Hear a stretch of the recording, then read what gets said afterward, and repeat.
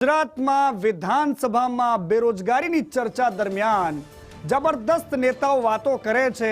લોકોની રોજગારી એક બાજુ છે અને બીજી બાજુ નેતાઓની બેરોજગારીના મુદ્દા અલગ અલગ છે। સૌથી પહેલા તો હું મારી પીસીઆર ટીમને વિનંતી કરીશ કે જે બંને બાજુની તસવીરો વચ્ચેના બ્રેકિંગ હટાવવામાં આવે અને એમાં સીધા એ દ્રશ્યો બતાવવામાં આવે કે જ્યાં વિધાનસભા છે એ વિધાનસભામાં જે સીધી વાત થઈ છે એ વાત એવી છે કે રાજ્યના બે નેતાઓ, એક બાજુ રાજ્ય સરકારના મંત્રી છે કુંવરજી બાવળિયા અને બીજી બાજુ કોંગ્રેસ પાર્ટીના ધારાસભ્ય છે અનંત પટેલ। અનંત પટેલ અને કુંવરજી બાવળિયા વચ્ચે નોકઝોક થાય છે, એકબીજા વચ્ચે ટીકા ટિપ્પણી થાય છે।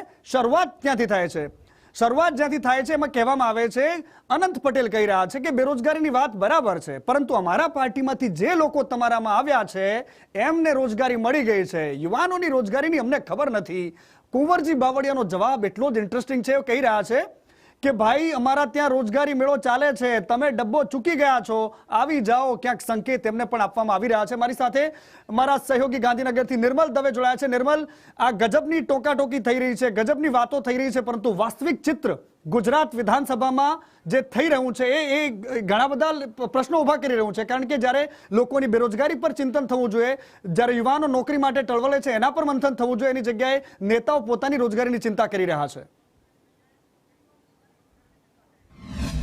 બિલકુલ વરવી પરિસ્થિતિ છે। આમ પણ ગુજરાતની અત્યારે સ્થિતિ જોઈએ તો જે રીતે વિપક્ષ વારંવાર આરોપ લગાવે છે કે ગુજરાતમાં રોજગારીની પરિસ્થિતિ અત્યંત ખરાબ છે અને તેવા સંજોગોમાં આજે રોજગાર વિભાગને લગતો પ્રશ્ન વિધાનસભાની અંદર પૂછવામાં આવ્યો હતો।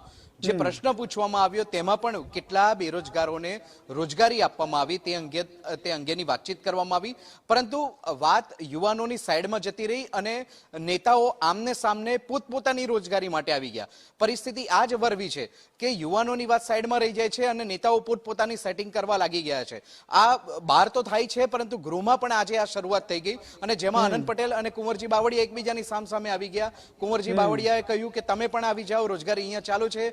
જોકે આ કુંવરજી બાવળિયાનો જવાબ હતો, પરંતુ અનંત પટેલનો જે મુદ્દો હતો તેમાં તેમણે કહ્યું હતું કે અમારી બાજુ જે નેતા હતા, જે બેરોજગાર હતા, તેમને રોજગારી મળી ગઈ અને તેઓ આજે રાજ્ય સરકારમાં મંત્રી બની ગયા છે। આમાં જે સામસામે ચર્ચા ચાલી અને તે અંતર્ગત મુદ્દો ચર્ચાયો, પરંતુ યુવાનો સાઈડમાં રહી ગયા।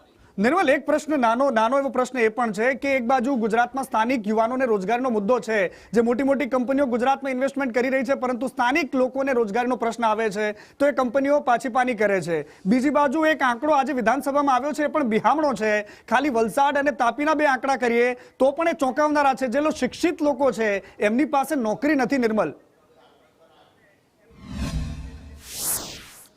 તાપી અને વલસાડ સિવાય તાજેતરમાં જ હમણાં 2-1 મિનિટ પહેલા જ મારી પાસે એક આંકડા આવ્યા છે, જેમાં દાહોદ અને પંચમહાલના આંકડા પણ આવ્યા છે।